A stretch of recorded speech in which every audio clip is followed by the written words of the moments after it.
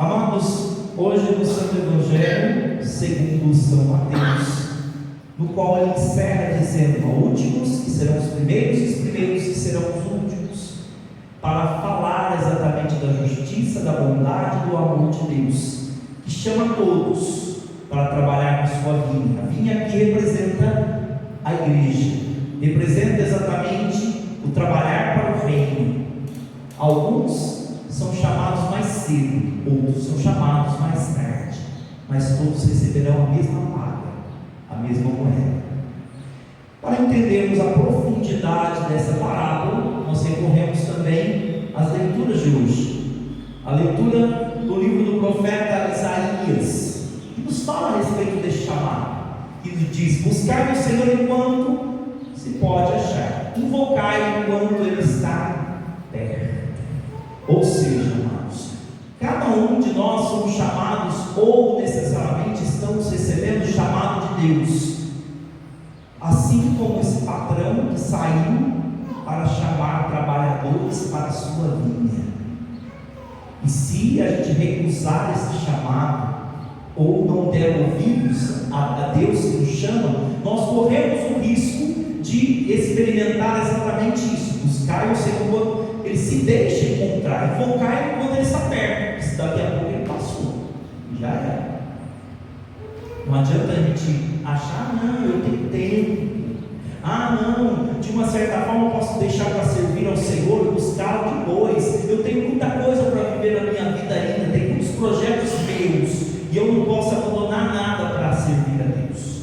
Amados, isso é uma loucura, porque a vida muitas vezes, como disse Santa Teresa de Jesus, é um brevíssimo segredo, e muitas vezes não sabemos se temos o amanhã ou daqui uma hora, não sabemos quando iremos partir deste mundo. E se recusarmos a oportunidade que o Senhor nos dá, estamos recusando, na verdade, a nossa própria salvação. Estamos dizendo não para a nossa própria salvação, porque existe uma coisa que é intrínseca: trabalhar na vinha do Senhor, ou seja, estar em prontidão para fazer a vontade de Deus, é intrinsecamente necessário para que nós possamos abraçar a salvação. Por quê? Aí o profeta Isaías nos explica isso: porque abandona o ímpio seu caminho, o homem justo suas maquinações. Ou seja, a partir do momento que nós nos colocamos à disposição de Deus, nós estamos abandonando a vida velha, abandonando tudo aquilo que de uma certa forma nos afasta dele, porque é impossível nós servirmos ao Senhor e continuarmos vivendo uma vida velha. É necessário nos separarmos, ou melhor dizendo, tomarmos uma grande decisão na nossa vida, porque a palavra decisão vem disso. Decisão é a junção exatamente de duas palavras: cisão, ou seja, cortar, e de, ou seja, aderir.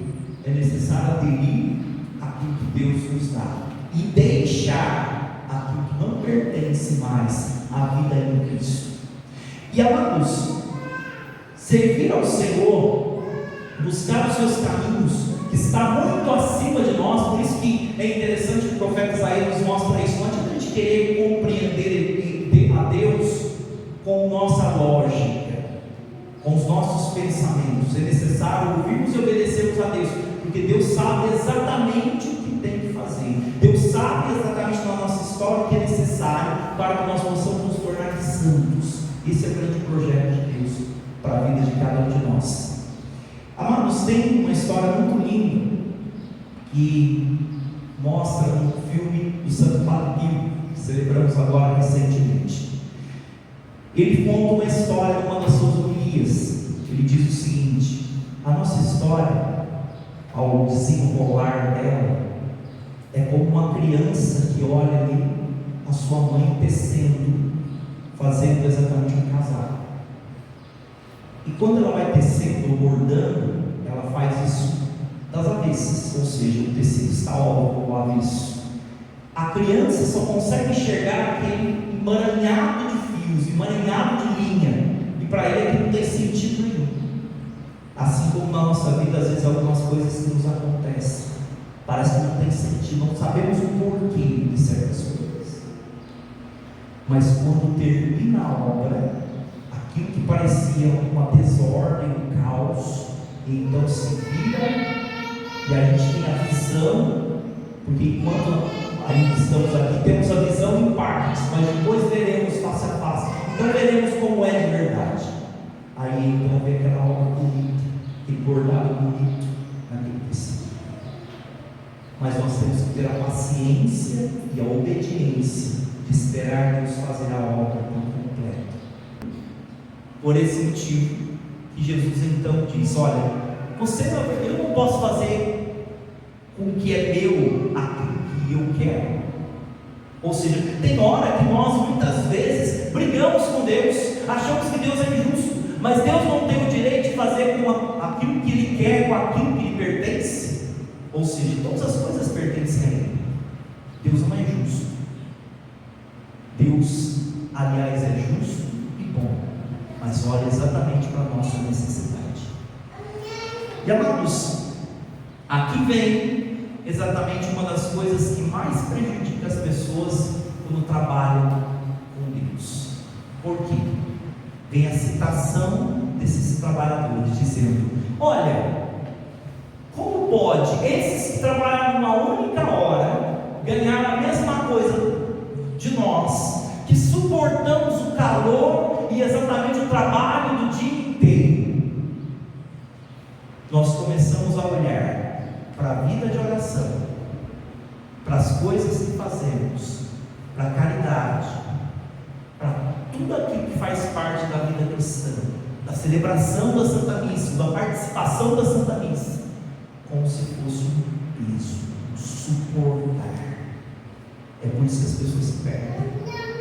E na verdade é uma dádiva, é exatamente uma misericórdia de Deus o fato de nos chamarmos para estarmos na sua vida, para servi-lo, para ajudar, para que nós possamos nos doar, principalmente para que nós possamos ali celebrar a sua presença em nossas vidas. Amados, quantas pessoas estão por aí buscando ali a presença de Deus e não encontram por um único motivo, estão buscando nos lugares errados. Quantas pessoas desejariam experimentar o que nós experimentamos por estarmos caminhando com o Senhor? Quantas pessoas desejam experimentar a paz que nós experimentamos por estarmos caminhando com o Senhor? Por esse motivo, estar na vinha, trabalhar com o Senhor é uma dádiva, maravilhoso. Deveria ser para nós o único pagamento necessário para a nossa vida. A presença dele deveria bastar. Mas mesmo assim, Deus é bom e generoso, mesmo assim nos paga com suas bênçãos, suas graças, seus favores em nossas vidas. Que nós possamos ser gratos a Deus, não ficar murmurando, reclamando, achando que Deus é injusto para conosco. É por esse motivo que essa parábola termina dizendo: últimos que serão os primeiros. Ou seja, tem gente que chega depois da gente, como chegaram depois ali do povo eleito de Deus, e chegam na frente.